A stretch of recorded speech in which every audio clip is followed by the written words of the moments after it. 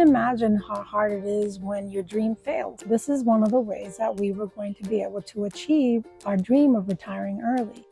4 months after we closed on this home, COVID happened. And after greeting our first renters, they stopped coming.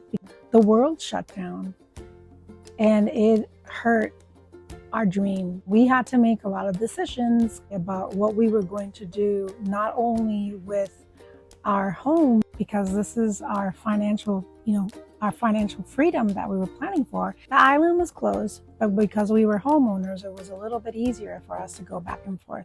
So that's what we did.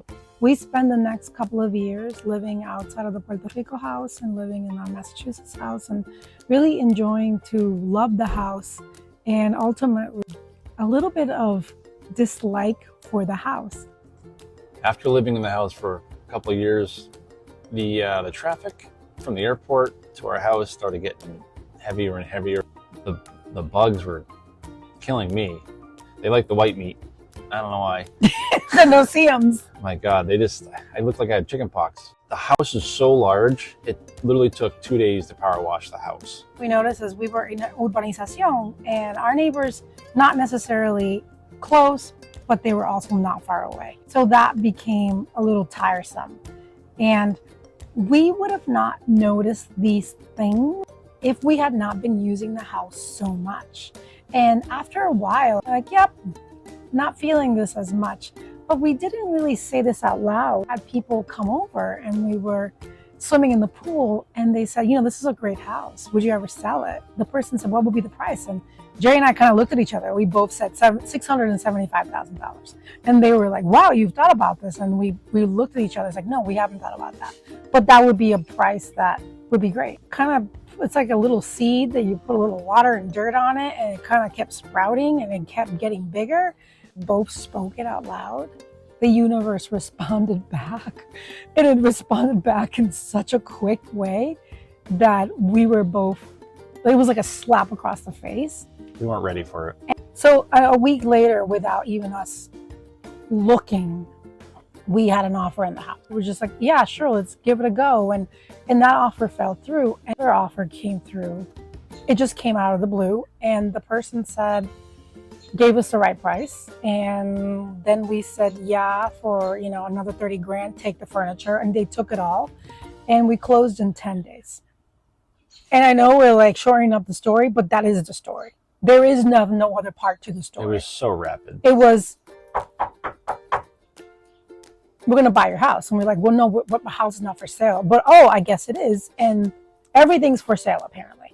And yeah. So 10 days later, we packed our stuff. It fit into 6, large Tupperware containers. And we left. Yep. We made a decision. We said, yeah, if we get that price, we'll just sell. And then it actually came. It was such a surprise. We're like, oh. And then we stayed in a hotel for a couple of nights. And we hadn't stayed in a hotel in Puerto Rico in years because, we had a house.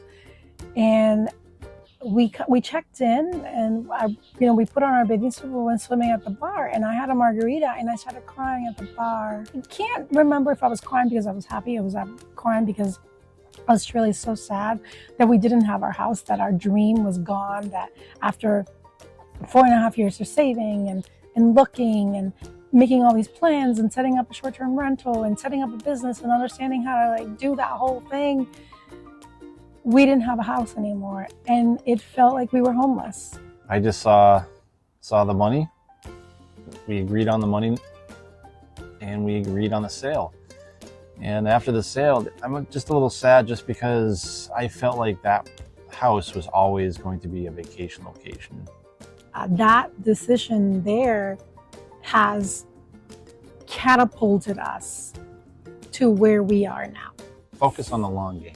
Yeah, focus on that long game and do not move the goalpost. Know that there are a lot of others that are having to make those same decisions. People like us that are continuing to tell our story so that you can learn from us and hopefully make your future decisions a little easier. We'll leave you with that. And as usual, Happy savings.